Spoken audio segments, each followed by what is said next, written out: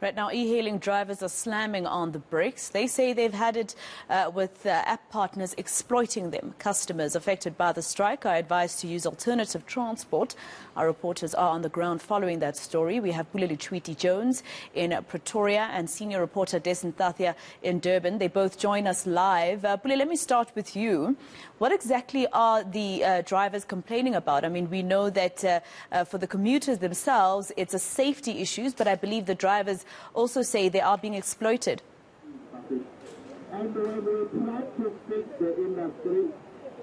Yeah, among some of the key challenges they have drafted on their memorandum include the issue of safety, included the issue of inclusivity as well within the transport industry in the next 3 days, because we have obtained.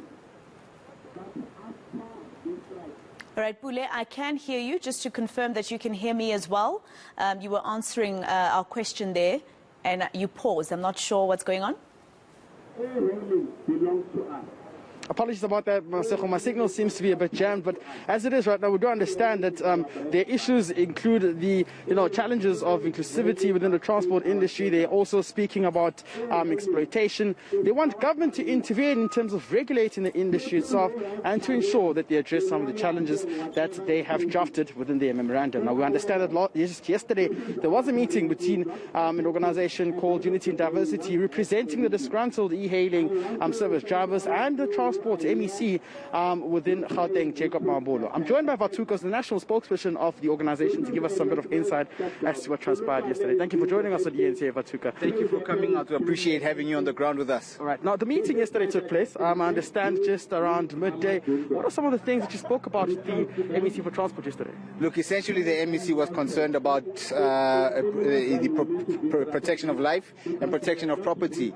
And that was the basis of wanting to interdict our strike. Then we said, but we live the reality of our lives being taken as a result of criminality in industry, our vehicles being damaged and attacked, and we are saying, do we not deserve protection as well?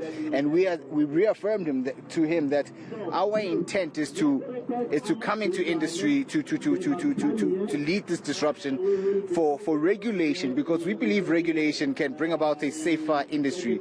We believe with regulation, e-hailing can fall within a healthy ecosystem within public transportation, which will see violence and attacks eradicated. We believe as a result of regulation, we can ensure that everybody has safety, whether you're a driver or a rider.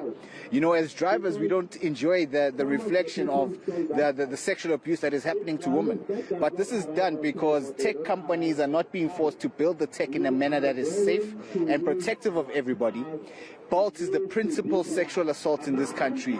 This is a criminal enterprise, and they've extended that platform for criminals to do as they wish. And this reflects upon all us drivers who are just looking for a decent day's work. And you raised such a critical key point there around the issue of Bolt, where there's been allegations of women coming out in public and on social media alleging that they were raped by some of the drivers. It speaks to safety. But while that's the case, you also speak about the Amendment Bill Act as well. You are calling for inclusivity. What are some of the policies that you think you may have to say the transport department must come in and assist you guys? You see, the amendment bill then means that e-hailing is recognized as a sector in the country. And when we are recognized, we are then able to engage different spheres of government to bring about reforms that we require and get support that we require as industry. When we are recognized, we can then say to government, we need government to grow, this industry to grow in a sustained manner. We need it to grow in a manner that's reflective of growth and demand of the services. Currently, we've got cars being put on board at will by app companies, which increases saturation within industry, which makes it harder for us to make a day's living. Now, they also then set the standard of what sort of vehicles are brought into sector. And then we are financing these vehicles over a 5-year period. We are saying the relationship with app companies should be reflective of our commitment. If I'm bringing a vehicle that I finance for 5 years, you need to guarantee me you work with over that 5 years. And that should only be taken away if some sort of criminal act is done by a driver. That will make sense. But just to block drivers at will because you've got an excess amount of drivers who are looking for opportunities shows that these app companies are determined to take advantage of a desperate situation, a desperate economy, desperate young black women and children just looking for a work opportunity so they can partake within the South African economy. Okay, maybe just the last question before I throw back to my colleague Masigo. There's also an issue that's been raised around the industry itself, where the allegations of the partaking of people within the e-hailing services being more predominantly foreign nationals and South Africans being involved. Is this something, as Unity and Diversity, you're looking at when going back to a drawing board and reflecting upon your policies? Look, our position is that no African child should go exploited in this country. And yes, there is a vast amount of undocumented migrant workers in industry, and this is intentionally done by app companies to ensure that they can't advance some sort of labor dispute in the labor courts, because they will then challenge them. It will take long. You'll have work and asylum visas expired, and they will not see that lawsuit through. So this is intentionally done by app companies, but our first and foremost position is that no African child should go exploited on African soil. Patuka, thank you very much. I'll join you throughout the whole day. Thank you so much. There you go, Patuka from Unity in Diversity. Masigo will be with him throughout the day today to make sure that the memorandum is handed over. And I do understand that my colleague in another province as well is tracking the same strike that's affecting a lot of customers as well, who would have had commitments to actually go to work or go to their personal appointments that they had made for the next couple of days. You're right, Pule. We are with Dessen Tathia, who is in Durban for us. Dessen, there's a lot of people who say that they are being affected by today's strike, and I believe it's going to continue until a bigger one and a national one on Thursday. Is that correct? That's right. So this is the first part of a 3-day protest that these drivers have embarked on. And ultimately, it's going to affect everyone. It's going to affect the companies themselves, the riders, as well as the drivers. I mean, if you look at some of the demands that they're calling for a base fee of 50 Rand. And they're attributing this to the increase in the fuel prices. But they're also talking about the commission that these companies are making off them. And as of today, even here in Durban, these drivers who have embarked on the protest have made sure that there are no other Uber, Bolt or in-driver vehicles that have passed through the CBD. And that's where we are now. We're now on Dr. Pixie Kaseme Street. This group is making its way down to the City Hall, where they're expected to hand over a memorandum to the Provincial Department of Transport. And that's, as you know, part of the nationwide strike. So let me now bring in one of the drivers and an owner here, Mr. Stembiso Kanyesi. Mr. Kanyesi, thank you for joining me. I see that your concerns are obviously similar to your counterparts in other parts of the province. But of your entire list of demands, which to you is the most important and why? It's the safety of the drivers and the safety of the clients, the rider.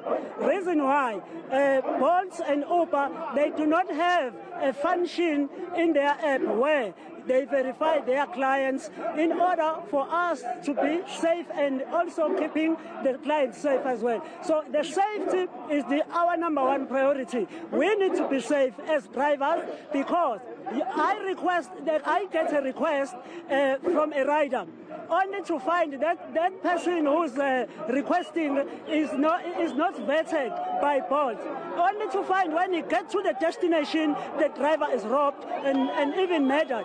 So our number one priority is safety for both parties, and that is the driver as well as the client. So you've called for the regulation of the industry, and you've called for government to regulate the e-hailing industry. How is this going to assist you, particularly with your differences with the taxi industry, the minibus taxi industry, that is?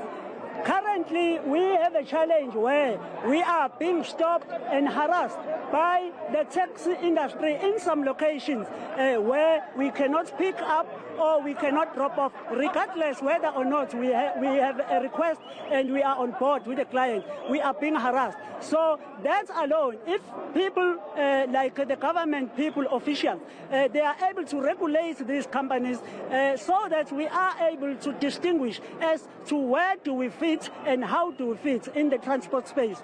and how then we interact with the taxi industries in order to create that relationship, that working relationship, because we are also trying to earn an honest living. We are not harassing anyone. We are not taking job from anyone. We are actually trying to earn a living. So why then are we being harassed by the taxi industries? Simply because we don't have permits. If government doesn't give permits, then who will give us permits? Mr. Kanyesi, the base fee of 50 Rand sounds quite high. Are you not worried that that is going to exclude some people from even taking your vehicles, or using these services? Because previously it used to be in the region of about 20 or 25 Rand. Eh?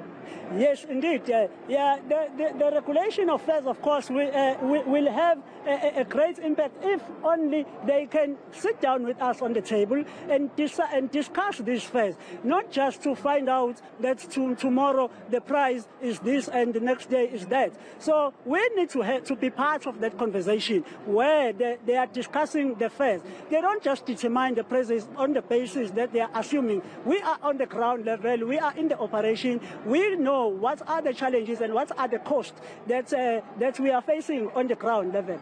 Thank you so much for your time, Mr. Kanyesi. I'll let you continue with the rest of your counterparts. Maseko, that's one of the concerns. I mean, these concerns are shared by other drivers across the country as well, but that base fee of 50 Rand being key amongst them and regulation of the industry here, because at the moment, if you look at even the placards that the drivers are carrying, they're calling for more physical presence of these app companies, and they say that they shouldn't be ghosts. They should have a place where drivers can go to voice their concerns. So that memorandum expected to be handed over at 12 o'clock, and the marchers are now about halfway through this route that they are taking to get down to the City Hall.